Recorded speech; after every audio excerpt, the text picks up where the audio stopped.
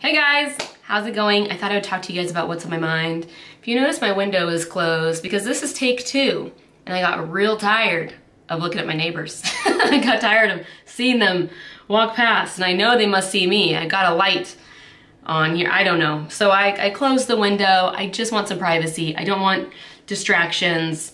So there we have it. So anyway, as you probably can tell, I lost my voice, or I'm in the process of hopefully getting it back. Granted, talking right now probably isn't the best thing. I mean, it was bad. Saturday it was the worst. I was just whispering, and my kids were like, "Why are we whispering?" And I'm like, "Because your mom can't talk." Every 6 months, I wanna say, every time we go from the cold months to the warm months, or the warm months to the cold months. So if you look back to, what was it, October? I think I want to say it was the end of October. I was feeling like crap because I remember it was like Halloween and I had to take the kids for a walk around the neighborhood and I felt like crap, but we did it anyway. I think that was at the end of me feeling like crap, but so that was right when it started turning cold. I just get sick. This started happening right at the time that Mercury went direct, right during the post-shadow phase. And so probably on the day, remember my last vlog I did was April 16th, if I'm not mistaken. That was when I started not feeling well. And it started as aches and pains. And it was more like, oh, and I was also extremely tired, but couldn't sleep. So it was just odd altogether. It was like I was sleepless, but exhausted, but achy, and my skin hurt. And I remember mentioning that to my husband. I remember going, my skin hurts. And I told him, I hope this is my sickness to bring in the warmer months, because, you know, I hate how I get like sick, where I'm like this, you know, where I'm coughing up a lung, or, you know, I'm blowing my nose all the time, losing my voice. So it went that way for a little while until, I want to say the middle of last week, Wednesday, Thursday of last week, and then it was just, it came crashing down, lost my voice. Today is Monday, the 7th of May, and I feel like I'm finally picking back up, but I still can't seem to sleep. And I was reflecting on this a few days ago, I can't remember, and wondering like how odd it is that like every 6 months, you know, that I get sick like this, and I think a lot of people do too. And the realization came to me. Now, you don't have to believe this. You know, when I talk to you guys, I talk about what's on my mind, not what should be on yours and what you should believe. So take what you want, take it with a grain of salt, take the best, leave the rest. You don't have to think the way I do or believe the way I do. I just explain what's on my mind. But it came to me that, you know, maybe it's not that I get sick, you know, and that's just what happens. But maybe what my body is doing is recalibrating to now the warmer months. And maybe what I'm doing is purging the past 6 months, you know. I think a lot of times we carry a lot of emotions that we don't realize that we're carrying. You know, I know that there's been times where I have had conversations with friends, and I'll find myself like really heated or suddenly emotional about something. And then I'll go, I'm sorry, I didn't realize that that would upset me so much. You know, we go throughout our day, and I think just things happen to us, or we go through certain situations, or we have certain emotions, and I think many times we end up just kind of carrying them without the understanding that we aren't really letting them go, owning them and letting them go. So I wonder if maybe, you know, when the 6 months are up and your body says, all right, we're gonna go through the warmer months now, because we are a part of the earth. You know, if you really think about it, we are the earth. We come from the earth. And so it makes sense to me that we would understand the earth, and that our body knows when the earth is changing. I remember in high school, I had a girlfriend whose ankle would swell every time it would rain. And I remember after school one day, she was tying her shoe and she was like, oh man, it's gonna rain. And now we lived in Arizona at the time, it like never rained. And I was like, oh yeah, how do you know? I'm like looking outside, you know, like how do you know it's gonna rain? And she said, because my ankle is swelling. Sure enough, it rained. And I think that we are more in tune with the earth than sometimes we think we are. And so could it be that the earth is making these changes and we must change too? So our body becomes recalibrated to get ready for this change that's going to happen. And in that process, to make those changes, sometimes we must purge. We must purge things that no longer suit us anymore. And I think that includes emotions and physical pains and mental burdens and all that stuff. And I realized some things while being sick. One, how much I love sleep. I'm just kidding. But I realized during this time being sick that I needed to change up my diet some. I realized that I need to finally, I've known this for years now, but I finally need to be like gluten-free, or at least avoid gluten as much as possible. I realized now I'm on the keto diet, and so when you're on the keto diet, you're pretty much gluten-free, but I do allow myself cheat days because, like, what is life without cheat days when you're like on a strict diet? I must have cheat days. Like, my sanity needs cheat days, and I love food. So I'm gonna let myself have a cheat day, and I don't care what anyone on the keto diet community thinks of that. Sorry, not sorry.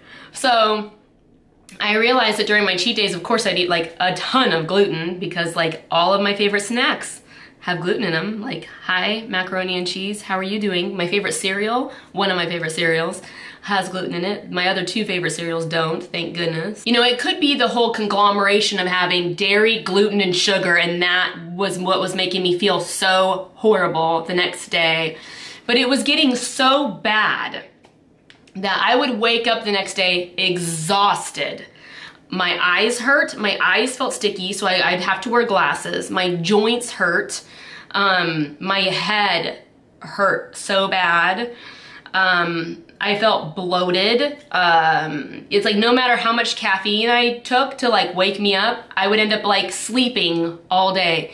What was it, this last week, the weekend before, so not this one that we just got out of, I think it was the weekend before, I felt like garbage all day. And I think it was the weekend before that, I slept all day. These were both Saturdays, you know, the day after I had like had a crazy binge. And I realized I need to do more during Saturdays when I don't work and when my kids are home. And instead I'm sleeping all day. I think finally getting sick like was the push come to shove to make me be more gluten-free. The reason why I have known that I needed to be gluten-free was because I know that it helps with your mental clarity. I have been on diets where I have been without gluten and dairy for 30 to 45 days, and I've noticed around the 30-day mark that I feel like my mind is much more clear. I have cut back a lot on dairy these past many months because I realize I do feel a little more bloated from dairy and a little more congested when I'm on dairy. I made a little list of the things I wanted to talk to you guys about because I realized it had kind of been a while and a lot of stuff had been going on in my head. There's a couple things that I've noticed since now working with the public. Now, I want to be honest with you guys, and where I work isn't like an actual gym. It's not like 24-hour fitness or like Lifetime Fitness or Anytime Fitness or whatever. It's not like that. It's where I work out though. So I call it the gym because it's where I work out. So this location I work at, it's open to the public. So you can come in as a member or you can pay for a day pass. There's two things that I've realized since working here. And I realized like how important it is to just be honest.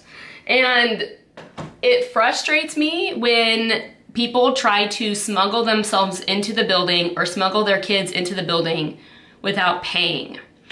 Now, it is ridiculously cheap to pay for a day pass. I get it. If you've got like 5 kids with you, it might be a little bit more expensive, but even then, like, you guys, it is cheap. And so many times I will see somebody come in with their friend's membership card. There's something so bothersome about people thinking they should just get a free pass. I had another man come in and try to like smuggle his son in, and when I called him out on it, he got very angry with me. And then he ended up lying. He ended up saying, oh, well, I'm actually just gonna show my son around, and then we'll decide if, you know, we'll sign him up for a membership. And I was like, okay, you can do that. You can look around, but to use the facilities, you gotta pay. Sure enough, he just lets his kid use the facilities, and they're just out having a great time using the facilities. And I was irked because I sat there and thought, if you want, I'll pay for your kid to get in. Like, it is so little. The cost to get in is so small. I'll pay for it. I got it sitting in my wallet, and I never have cash in my wallet. So to know that I have that little of an amount sitting in my wallet, like, come on. Like, you've got to have that too. You got to have that in quarters in your couch. I know of people who say, well, I deserve this. I deserve this item that I didn't pay for because I've been, you know, this company has enough of my money, so I should just get this for free and I shouldn't have to pay for it. So I went to Walgreens months ago, and I was looking for a specific mascara because they were all out at Walmart, and I knew Walgreens had it. And I go to get the product, and I see that it's like $2 or $3 more at Walgreens. And so I walk out, and the guy behind the counter is like, did you find everything you're looking for? And I was like, yes, I found what I was looking for, but I don't want to pay $2 more for some mascara.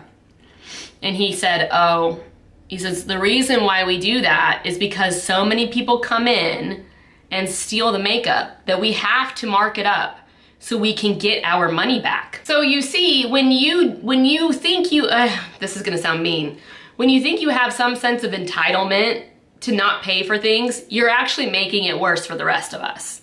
For those who actually want to be honest and want to have a little bit of integrity. Another thing I realized while working is how much I need to be more, what's the word? Confronting. I don't like to confront people. That's not my style. I just don't. But here at this job, when someone's being dishonest or just blatantly rude, I realize I need to step up, step in, and hold firm with what I am hired to do. And I look at the women that I work with, and especially my bosses. I have several bosses. I mean, I have like one top boss, but then I like under her are like supervisors, you know, that I go to as well. And I look at all the women, and they are all strong, independent women. And I look at myself and I reflect upon myself, and I think, is that not what I am as a strong, independent woman?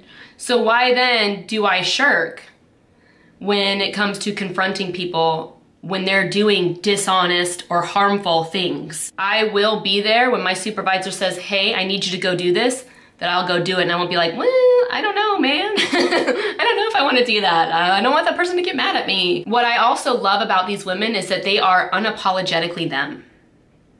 And they all have hearts of gold. That's another thing too. I think in the back of my mind, I figured that if you were someone who was confronting people constantly, that you had maybe not as pure of a heart. Okay, this is just my like poor understandings that I've kind of taught myself growing up. And I realized all these women are strong. They will confront you if you're doing something wrong, and they also have really good hearts. And they care and love their coworkers as well as those that come into the building. And I think about it as a parent, you know, I get after my kids when they're doing something wrong because I love them enough to help teach them what is right. and to also help teach their siblings what is right. So I'm actually doing a disservice by not having a little tough love here and there when it comes to my job. I have tough love. My kids know my tough love. But I mean, in when it comes to this job. Another thing I wanted to talk about was something that I realized maybe I don't talk enough about, or haven't talked enough about here on this channel. You guys know that like every morning, Monday through Friday, I come in at 5 in the morning at the gym and I work out, and I usually take a picture around 5:15, 5:17, whatever, and then I post it on Instagram.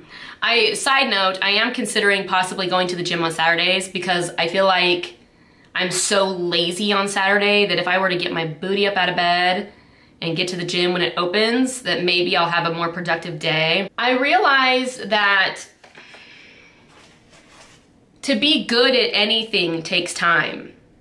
I know I'm not good at fitness, and I know that like I fail at fitness, and I know there's many things I don't try because I worry I'm going to fail or I'm gonna look like a fool in front of all those around me. Another reason why I work out at 5 in the morning, because there's not very many people there.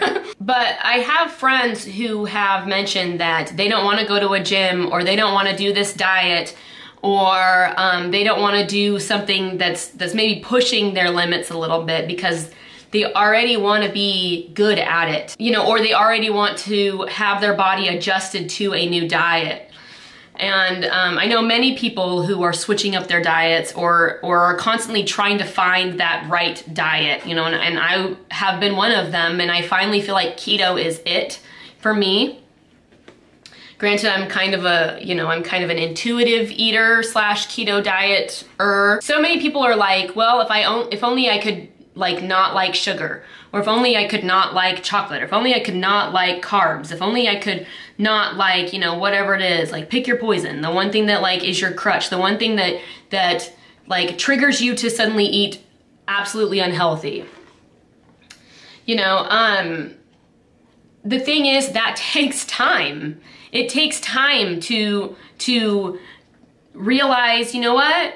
A banana right now sounds better than a brownie. I went out to dinner on Friday, and the guy next to me had a salad, and I thought, oh my gosh, that salad looks so good. But a few years ago, you would have never have heard me say that. Like, you have to build up these things, and I think a lot of people, myself included, just want to be able to wake up the next day and suddenly just have no more cravings, you know, for the unhealthy food, suddenly like are super active and have all this energy and motivation to be active, or motivation to like not be lazy, you know, and maybe like do more things around the house or around the city, you know, and yet at the same time, they only give it a week and then they decide they don't want to do it anymore. It takes persistence and it takes time. It's difficult because if you look at a lifestyle change and you look at it as, well, I can never go back to this. Like, I can never go back to macaroni and cheese and chocolate. Then that's something that you're constantly going to be thinking about. Well, now I have to eat lettuce, tomatoes, chicken, and I have to have, you know, apples, because I can't have chocolate and macaroni and cheese. And I think that's something that bothers many people and has them losing sight of the bigger picture. And that's why I do cheat days. And it's hard. I don't even know like how to like phrase all of this, because for me, this has been going on for years, having to find my own balance with food. Considering where I've come from, coming from an eating disorder to like almost a binge eating disorder, to emotionally, like all the while having an emotional tie to food, be it that I hated it, that now I can't live without it, and now it's like I can't stop eating it, you know, and having to really test myself. How far can I go? And on top of that, I'm hypoglycemic. So many times I had to sit there and go, am I actually hungry? Or is it just I want to eat? Or is this my blood sugar talking? You know, so it takes time. We will not wake up one day and suddenly be like so in tune with ourselves and be firing on all cylinders and running, you know, pure energy through us, it takes time. And a lot of how we feel is by what we eat. And they say you are what you eat, you know, and I have to say that's true. You know, like, you're not necessarily what you eat, but if you look at what you eat, you're gonna feel like what you eat. Because I feel like we are of the earth, I feel like the earth has everything we need to live. So if you want to be your best self, look at the earth and what that provides for you and eat that. And I think, I can't say for sure because I'm not in all of your guys' shoes, but I do believe that will help solve many illnesses that go on within a person. You know, I'm not knocking the modern medicine or anything like that, please. Modern medicine saved my life many times. So I'm just saying, you know, it starts with your diet. And again, I will say this over and over and over again. It's all baby steps. You don't need to wake up one day and suddenly just be eating veggies, fruit, and a little bit of protein or whatever, however you want to work protein. I'm not saying that at all. What I'm saying is look at your diet and give up one thing. Say, you know what, I'm gonna give up the soda. And I'm gonna start drinking water or Crystal Light, something like that. And then after a while, after you've built up the strength to be able to say no to soda, cut out something else now. You know what, I think I'm gonna cut out carbs. Okay, cool, do that. You know, like, don't just dive in and cut out everything thinking you're gonna be a sudden boss at this new healthy diet. Now, it does work for some people. Some people are good at like quitting cold turkey and going like all or nothing, and they are amazing at it. And for them, that's awesome. I'm not one of those people. So I'm just telling you like what has worked for me, and that is baby steps and being freaking patient with yourself. You're not gonna get it all in a week, you guys, but you'll get it if you keep trying. Another thing I've realized too is that throughout all these changes, like with Mercury retrograde and with being sick, and in my own reflection, and also when it comes to this diet that I'm on, even where I've now decided I need to be at least a little more gluten-free, if not fully gluten-free, that sometimes we can make changes in our lives, and sometimes God makes you make those changes. Like, it's like a divine intervention. Again, I've known for years I needed to be somewhat gluten-free, but I was holding on so much to cookies and breads, and like I love whole wheat bread, you guys, like so good with peanut butter on top or with like toast. Like whole wheat toast is bomb. I love that stuff. I love pizza, macaroni and cheese, you know, so I love that too much.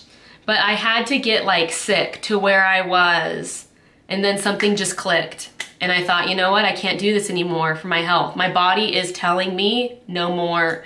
And I think it took everything that went on with Mercury retrograde and in the post-shadow phase period to see that and have that tough love. And I think we have these changes on this earth to help make us better. And I think many times we fight that. We fight that pull to change, and instead we just get bitter and we get angry and we get frustrated because we feel that we need to change, and it's hard to change. Change is rough. Change is uncertainty. Change is that fear of the unknown. And so it is hard to trust the change. And where's the change gonna take me when I've been just fine in this little corner over here? Why are you making me step out from it? I don't know what's out there. Another thing I realized, and I think this is gonna be the last thing I talk about, is how important it is to not compare yourself to others. You know, I look at my kids. I've got 3 kids, and I love them all individually.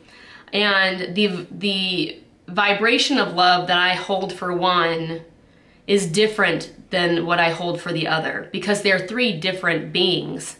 So the love I have for them is all love. It's all a deep-seated emotional bond, an emotional connection I have to them, but they are all just a little different. And one is not better than the other. And I think in that same regard, we are of our own vibration, and we are our own being. And I think we are unique. And you know, you look at like a rose bush and there's no two flowers that are the same. And why? Like, why is that?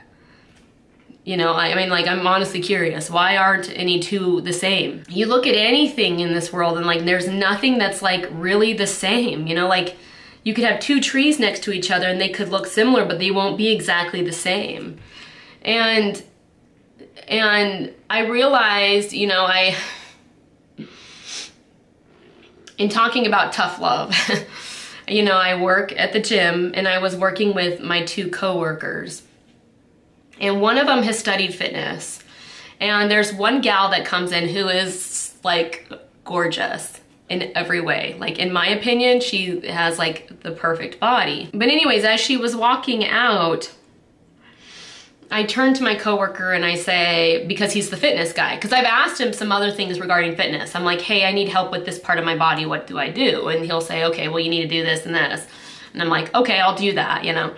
So I turn to him and I say, how can I get myself to look like her?